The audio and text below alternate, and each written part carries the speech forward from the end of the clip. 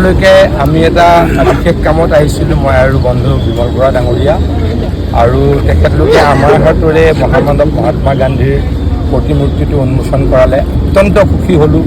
আমাৰ জাতিৰ পিতা যিজন ব্যক্তিৰ নেতৃত্বৰ আন্দোলনে আমালৈকে স্বাধীনতা আনিছিল, সেইজন ব্যক্তিৰ প্ৰতিমূৰ্তি আমাৰ নিচিনা সৰু মানুহৰ হাতেৰে উন্মোচন কৰিবলৈ পাই অত্যন্ত সুখী হৈছোঁ। গোৱালপাৰা ডেভেলপমেণ্ট অথৰিটি আৰু গোৱালপাৰা নগৰ সমিতিয়ে এই কামটো কৰিছে। নগৰখন আগতকৈ ভাল লগা হৈছে, যথেষ্ট কাম হৈছে। সকলোকে ধন্যবাদ জ্ঞাপন কৰিছোঁ। আপোনাৰ নেতৃত্বত গৰাখহনীয়া ৰোধ হৈছে যদিও কিন্তু এতিয়াও বহুত বাকী আছে। বহুদিনীয়া সমস্যা, অসমৰ এটা প্ৰধান সমস্যাই আছিলে ক'বলৈ গ'লে বানপানী আৰু গৰাখহনীয়া। আমি বানপানী 70% নাইকিয়া কৰিছোঁ যেন অনুভৱ হয়। গতিকে 5 বছৰততো সম্পূৰ্ণখিনি কৰিব নোৱাৰি, কিন্তু অনাগত ভৱিষ্যতত আমি এইখিনিও সম্পূৰ্ণ কৰিম।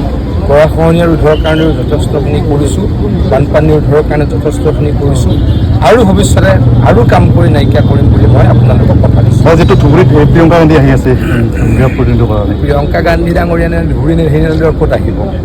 আমি ভাবিছিলোঁ উজনি অসমলৈ যাব। উজনি অসমলৈ যাবলৈ চাগে বহুত সাহস নকৰে, মানুহ চানুহ গোট নাখাব। গতিকে গোৱালপাৰা বা ধুবুৰীলৈকে আহিব লাগিব। কিন্তু গোৱালপাৰাটো আমাৰ বৰ্তমান জয় জয়কাৰ। আজি আমি জিলা পৰিষদ গঠন কৰিলোঁ। এইবেলি আমি যথেষ্ট বিধানসভাত, যেতিয়া আমাৰ লোকসভা নিৰ্বাচন অনুষ্ঠিত হৈছিল, 2টা সমষ্টিত আমি জিকিছোঁ। গতিকে গোৱালপাৰাৰ পৰিৱেশ আগতকৈ বদলি হৈছে। গতিকে লাহে লাহে এইবিলাক জেগাতো প্ৰিয়ংকা গান্ধী ডাঙৰীয়ানে আহিব নোৱাৰা হৈ যাব।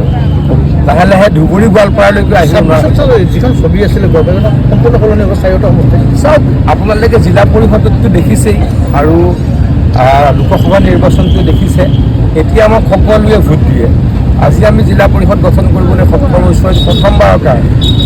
বিজেপিয়েতো কেতিয়াও কৰিব পৰা নাছিলে। এটা সময়ত অগপৰে হয়তো ইয়াতে দগ্ধ পাইছিল, কিন্তু এটা পৰিৱেশ হ'ল যে আমি ইয়াতে একো কৰিব নোৱাৰা হৈ গ'লোঁ।